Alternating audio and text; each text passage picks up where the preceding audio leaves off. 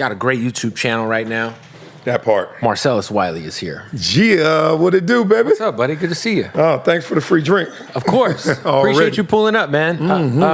Yeah, it's crazy because I've been watching you for so long on TV, man. Like, I'm like a hardcore sports just maniac. And between your NFL career to your TV career, which is almost as legendary as your NFL career, not a lot of people have double-digit, like, real runs on TV. Yeah. You know what I'm saying? Yeah. So, and when I think of, like, everything you did at ESPN and then helping build the FS1 into what it is today, like, what's going on right now? Because you're obviously not on TV right now. No, not right now, and maybe not right ever. Right. You know? Because why? It seems like the YouTube channel is going well and you can say whatever you want. Yeah, it's a whole different animal now when you talk about sports media. But not to get that deep into it. I guess to take you back, I was going to be a school teacher, and I just kept getting bigger, faster, stronger, ended up being a football player. Right. But my heart and my mind has always been locked in and helping others. Yeah. Forking the road kids, because I was that kid growing up, you know. And I didn't think I was special, and I don't think in those terms that you got to be special to have success. Right. It's just a science to life that you got to make sure that you buy into and follow your passions and properly enhance your talents, and things go well for you. And that could look a lot of different ways. For me, it was going to be working at LA Unified in the 9th grade somewhere. And I was man, that's all I needed. But things took different turns and detours, and, you know, happy with my journey. You fast forward from there. So I had this moment where I'm getting recruited by all these schools, and everybody's like, "Oh, where you going? Where you going?" Where'd you go to high school at in Compton? No, I didn't go to. Where'd you go to school at? Because you grew up in Compton. Yeah, so I'm from Compton, born, raised there till like age 5, age 6. Then we moved off Slauson and greener pastures. Okay. And that turned into South Central. So my family just kept going to other places. My grandmother from Watts to Compton, mother Compton, South Central. I went to Westchester for 2 years. St. Monica's, had to get up super early, 5 in the morning, to ride with my mom all the way out to Santa Monica.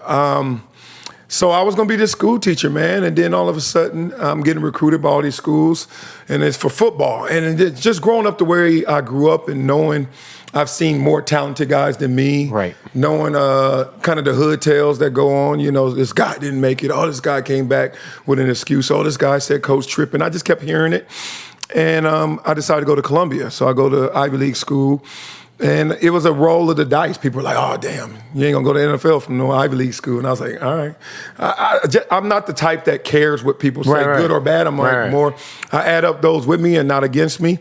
So then you fast forward, I do get drafted. I get drafted 2nd round. I played 10 years.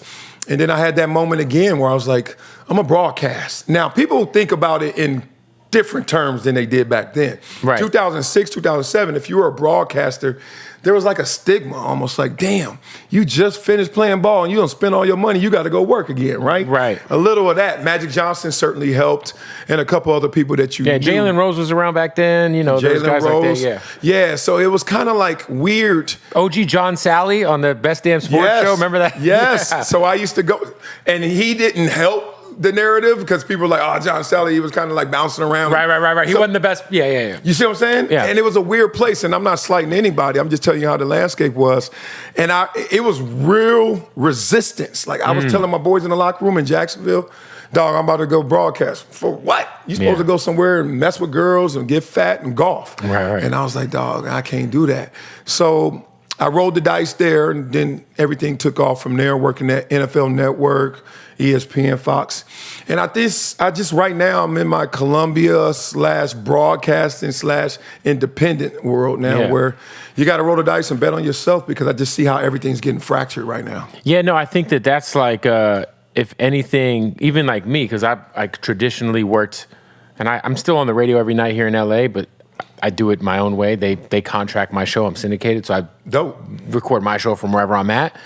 But it's like, I feel like nowadays, if you're gonna be a part of media or create content like that, as long as you're good and people are interested, like, I feel like you gotta kind of do what you're doing, do what I'm doing. It's like, build your own platform. Yeah, man, and I'm late to the game, even though some people are saying I'm still early, because I mean, you're relatively early. You look at guys like Pat McAfee, who's like the guy, you know, and like the Barstool guys, but like, you're pretty early. Yeah, I mean, in terms of like platform, like, McAfee, unintended consequences. Like, he wanted to work at ESPN, et cetera, didn't get the opportunity, thank God. Right. And so he had to, he was forced to do it his way. Yeah. I wasn't in that position. I'm not in that position now, but I just saw the rewards, not only in terms of on the extremes, the success, like, him or Joe Rogan or the Paul brothers, like just damn. But more than that, they were doing it their way, they're authentic. And from what I was doing, and I see it happening now with Stephen A. Smith, when you do network TV, no matter how real you are, it's coming off fake. Like, people ain't feeling you like you think they're feeling you. Yeah, and you still can't be 100% honest. Right. You have to still be very aware of. Yeah, and it's not just corporate sponsors and partners.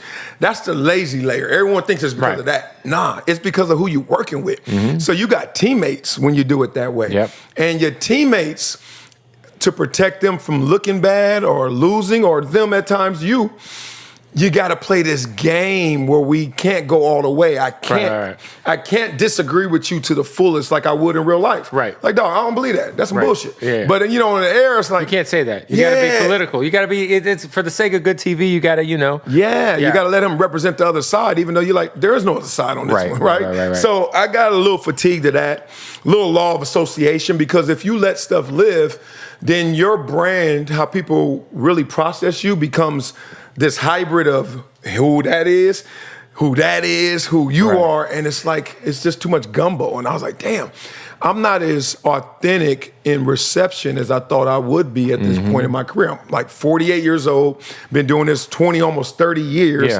and cats is still not understanding purely what I'm about. Right. They were like, oh, I like you from Sports Nation, you were funny. But then on FS1, y'all were too deep. And I'm like, dog, I'm funny and deep. What the hell? Like, they try to splice you could up. be both, yeah. Yeah, so I got a little fatigued of that, the law of association.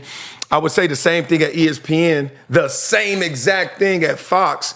And one of them was like, whatever. And the other one's like, oh, you sell out, or you mean, or you change, or you different. So I just kind of got tired of being washed away with all that. I was going to say, have you watched, because I just saw Stephen A. reply to Dan Le Batard. I saw that. You saw that? And he's cussing and shit. He's going in. And I was like, oh, shit. I was like, Stephen A. Smith he's unraveled. I love it. Like, but he wouldn't be able to do that on TV. That's to my point, man. It's a whole different animal. So, you kind of get to just be undressed. You get to walk around the house like in Baby Boy. Right. Want some breakfast? Like, that's a podcast to me. And I was getting jealous when I was at Fox, no lie. I'm watching Jason Whitlock, who left. Regardless of the content, I just like that. No, but he has his thing. He's got his thing. Yeah. Yeah, and I was like, damn.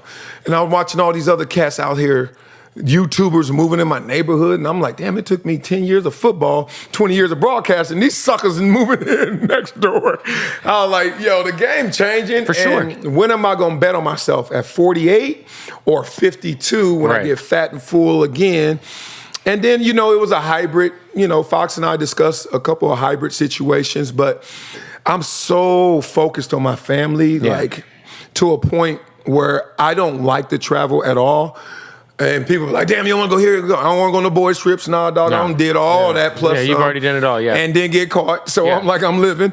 I want to be with my kids. I want to help raise them. I don't want to provide for them. Right. But I'm distant in that. Yeah, because I feel like when you're a certain level of success, that era has to kind of happen, right? It's very rare that you can be super present and still, but like, I feel like once you hit that comfort area where you're like, hey, like now I can really apply myself to being at home, and because I did all the tough work 20 years ago, 10 years ago, et cetera. Yeah, built it.